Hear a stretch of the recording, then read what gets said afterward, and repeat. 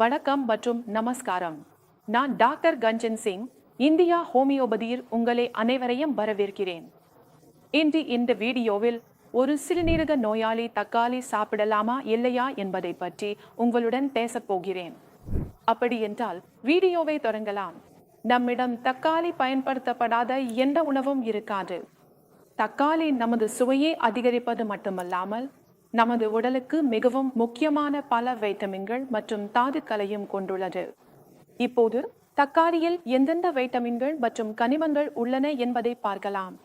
தக்காளியில் காணப்படும் வைட்டமின்கள் என்றால் வைட்டமின் சி மற்றும் வைட்டமின் கே ஆகும். அதேபோல் இதில் காணப்படும் கனிமம் என்பது பொட்டாசியம்.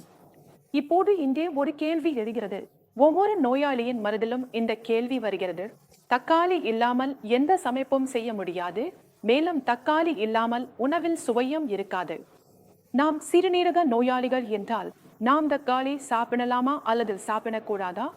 முதலில் பாருங்கள், உங்களுக்கு சிறுநீரக கல் இருந்தால் தக்காளியை தவிர்த்து இருக்க வேண்டும்.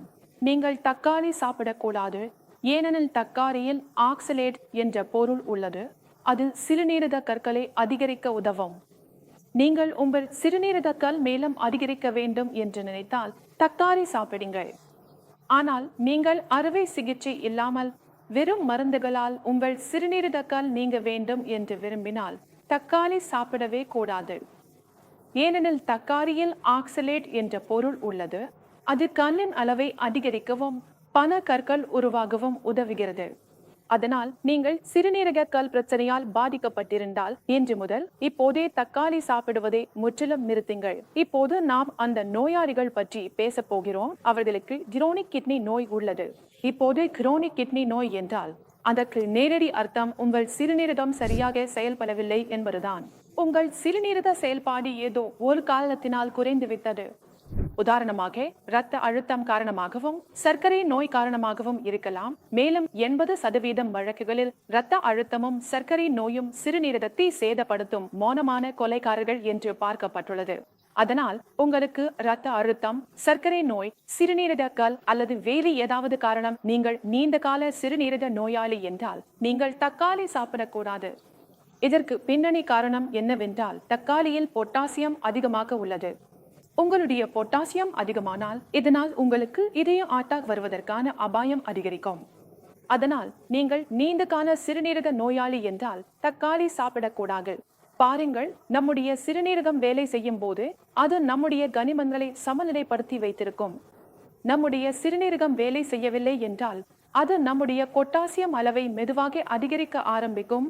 மேலும் அதிகரிக்கும் பொட்டாசியம் அளவு உங்களை டயாலிசிஸ் நோக்கியும் அழைத்து செல்லும். அதே சமயம் இதய அட்டாக் வருவதற்கான அபாயத்தையும் அதிகரிக்கும். அதனால் தக்காளியின் பொட்டாசியம் உள்ளது. நீங்கள் தக்காளி சாப்பிடுகிறீர்கள் என்றால் அதனால் உங்கள் பொட்டாசியம் அதிகரிக்கும்.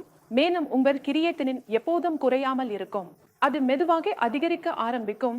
அதே சமயம் உங்கள் பொட்டாசியம் அதிகரிக்கும் போது இதய அட்டாக் வருவதற்கான அபாயமும் அதிகரிக்கும். அதனால் தான் ஒரு சிறுநீரக நோயாளி தக்காளி சாப்பிடக்கூடாது என்பதே காரணம். உங்களுக்கு சிறுநீரக கல் இருந்தாலும் கூட தக்காளி சாப்பிடக்கூடாது. நீங்கள் குறைபாடு சிறுநீரக நோயாளி அல்லது திடீர் சிறுநீரக நோயாளி என்றாலும் கூட தக்காளி சாப்பிட வேண்டாம். இன்றைய காணொளியின் சிறுநீரக செயலிழப்பு நோயாளி ஏன் தக்காளி சாப்பிடக்கூடாது என்பதை நீங்கள் அனைவரும் புரிந்து கொண்டிருப்பீர்கள் என்று நம்புகிறேன். இன்றைய வீடியோவில் இவ்வளவுதான். அடுத்த வீடியோவில் சந்திப்போம். அதுவரை நன்றி.